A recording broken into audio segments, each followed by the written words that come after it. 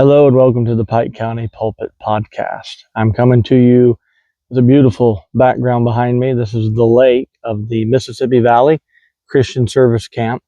It's located about a mile south of Detroit, Illinois, where our church is located. And this camp has been here now 81 years. This is not the original location of the camp. It's been at this location quite a few years. I don't know the exact number. Here soon, I'm going to have Jim Dane, the manager of this camp, on a podcast episode to tell you more about some of those details of the camp. But our church was one of the founding churches that started this camp. God's greatly used it. It's one of my favorite parts of the ministry here in Pike County is this wonderful resource of the camp. There are several churches that own and operate the camp, and it's a wonderful ministry to reach out to the young people of our community. In this water behind me, many kids have been baptized, and God has greatly used this camp. And I have the wonderful privilege of being about a mile from here every day when I go to my office. And I come here often and reflect and pray and think and enjoy the beautiful scenery here of this camp. I'm going to show you just a little bit here. See, there's the bathhouse, and there's a work shed there, but that's a bathhouse for kids to change, use the restroom, whatever they need to do. And that's where the camp manager lives up there. Here's the zip line, which is one of the kids' favorite things. Wonderful, nice sized lake. Way down there past that white pole is a campfire area where the kids enjoy a lot of campfire devotions. Of course, everybody's favorite is the water slide. There's the girls' dorm there. So it's a beautiful, beautiful, quick sneak peek of the camp. I won't show you everything in this video. It is a beautiful camp, and we're grateful to be a part of this ministry, have these resources to use for the glory of God. Sitting here and enjoying the camp brought a subject I wanted to share about coming apart before you come apart. Coming apart before you come apart. I'm getting that phrase from Mark 6, where it says in verse 30, and the apostles gathered together with Jesus, and they reported to him all that they had done and taught. And he said to them, come away by yourself to a desolate place and rest for a while. For there were many people coming and going, and they did not even have time to eat. And they went away in a boat to a desolate place by themselves. The King James, of course, records that by saying, come ye yourselves apart into a desert place and rest a while. And I remember when I was just getting started in the ministry, there was an older pastor who was giving advice to young men. He said, sometimes, men, you got to come apart before you come apart.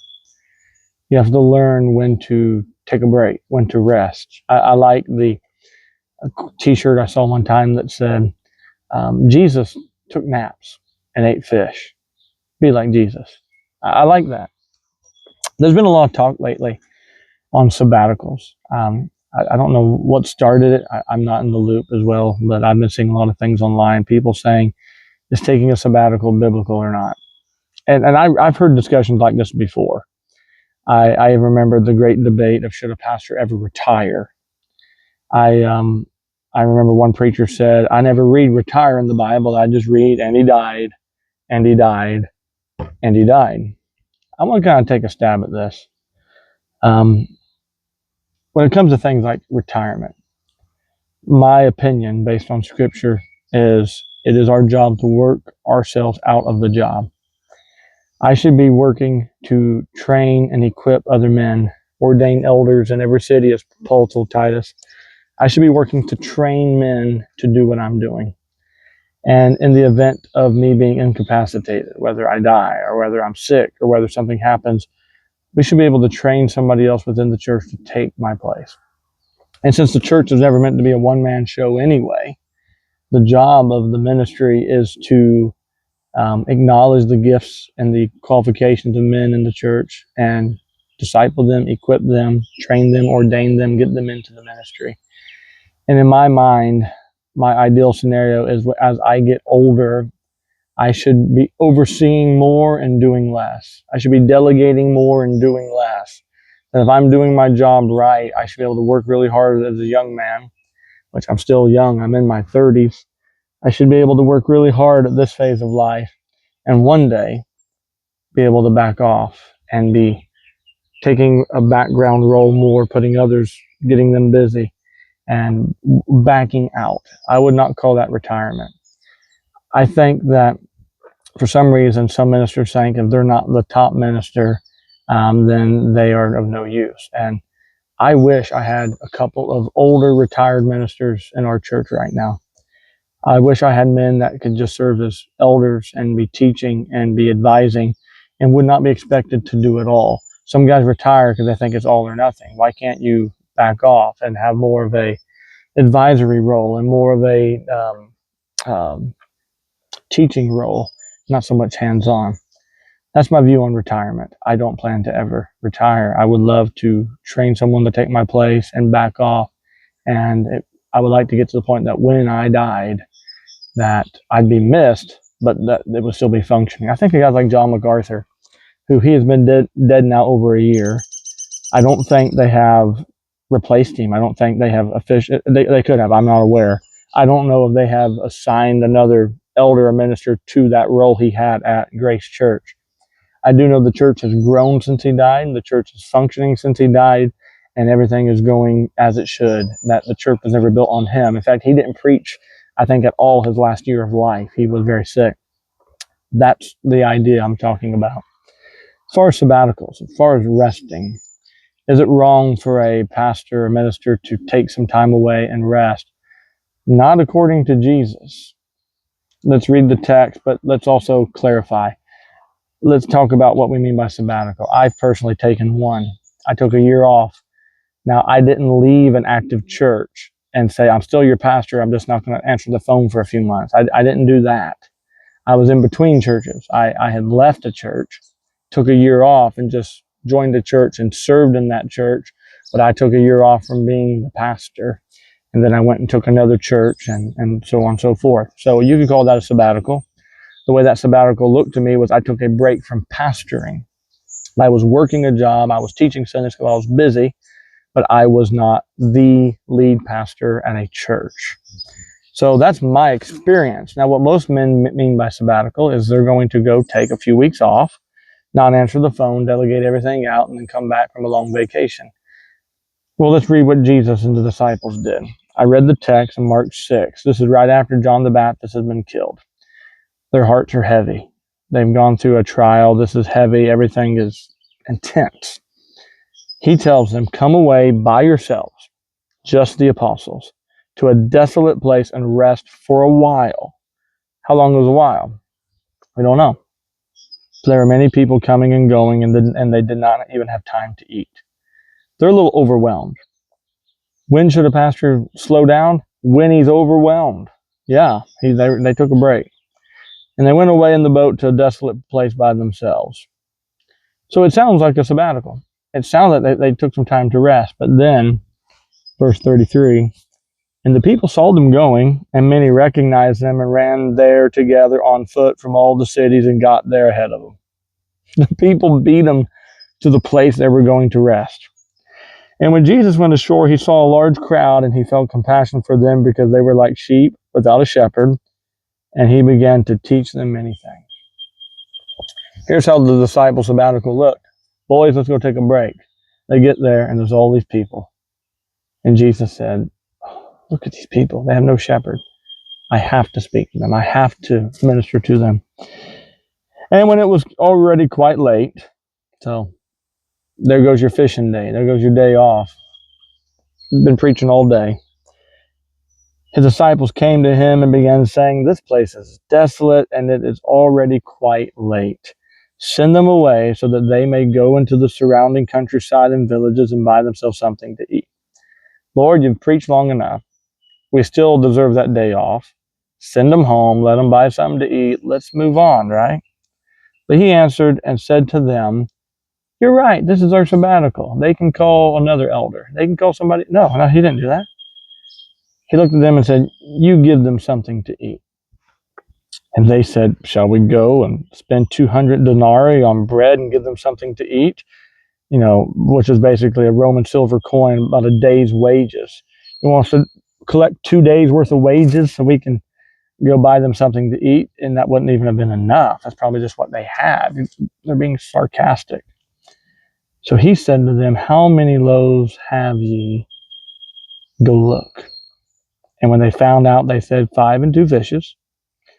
And he commanded them all to sit down by groups on the green grass, and they sat down in groups of hundreds and of fifties. And he took the 5 loaves and 2 fish, and looking up to heaven, he blessed the food and brake the loaves, and he kept on giving to them, to the disciples, to set before them. And he divided up the 2 fish among them all, and they all ate and were satisfied.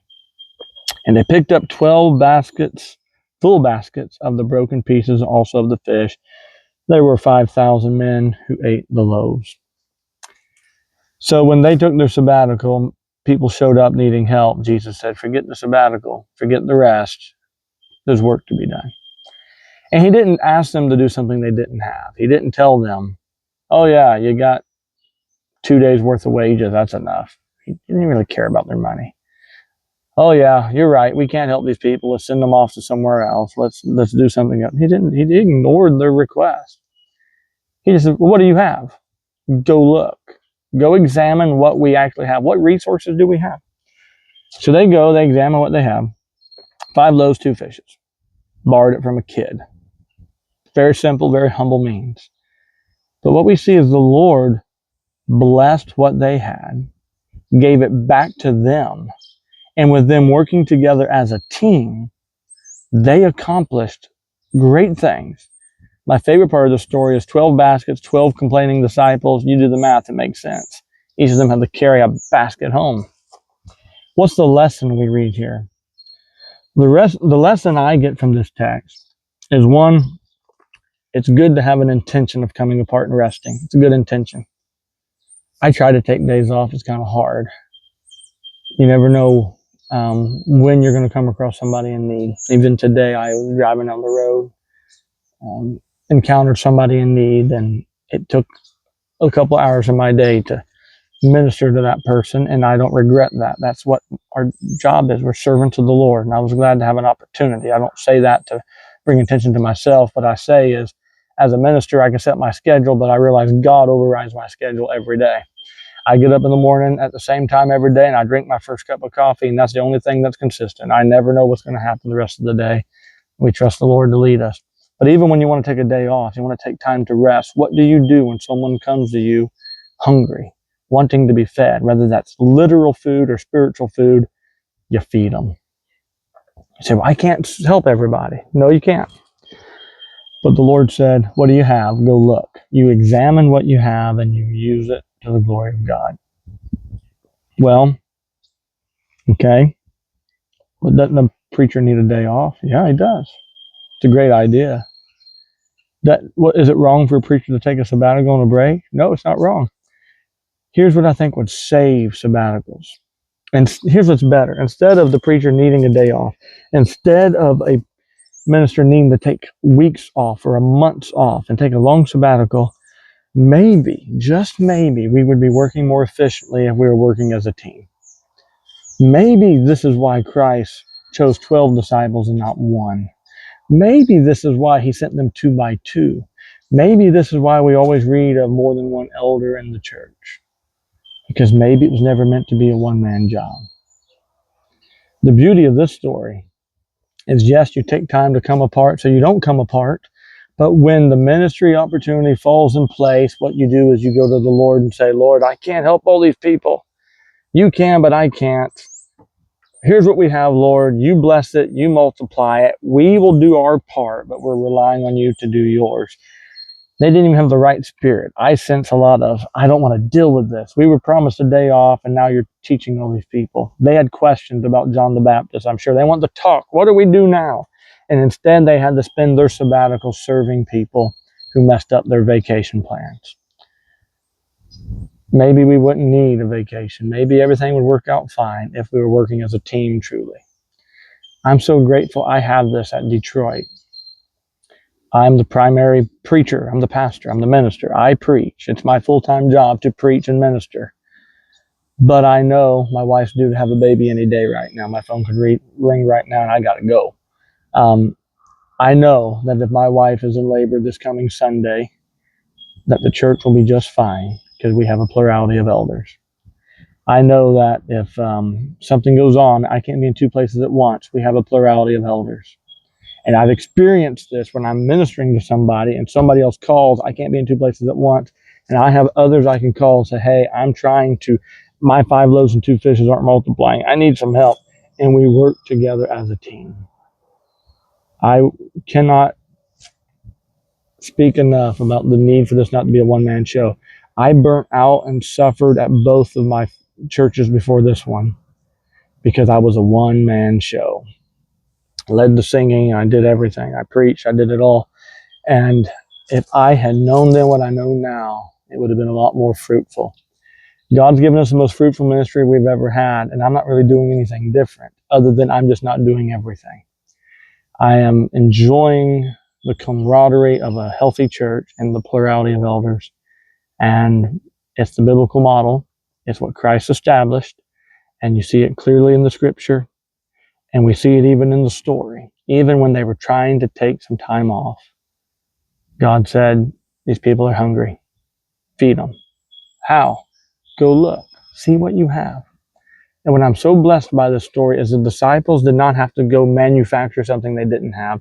They brought the 5 loaves and 2 fishes to Jesus, which is just what they had. He blessed it. He broke it. He multiplied it. He gave it back to them and said, feed the people.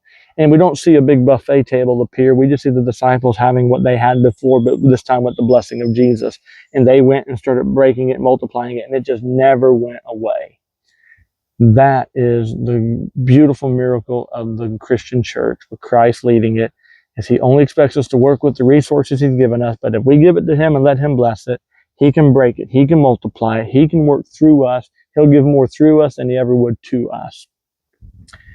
So should you take time and come apart? I've gone around the barn to get to the woodshed on this podcast. Is it wrong to take a day off? No. Is it wrong to take a sabbatical? Maybe. Maybe it is. I've never truly done it. I guess I have, I guess I haven't. The year off I had was unique. I know guys that have, and I'm not saying they're right, wrong, or indifferent. I'm just saying maybe the real answer is not time off. Maybe the real answer is a camaraderie, a plurality of elders, a team. He sent them 2 by 2. We can't emphasize enough the need for a helping hand.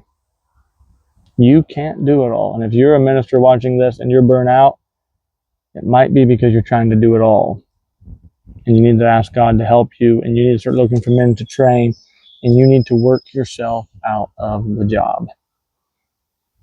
We have got to see this as a team, not as a ministry with my name on it, but a church with his name on it, working as a team. So those are just some thoughts for you today.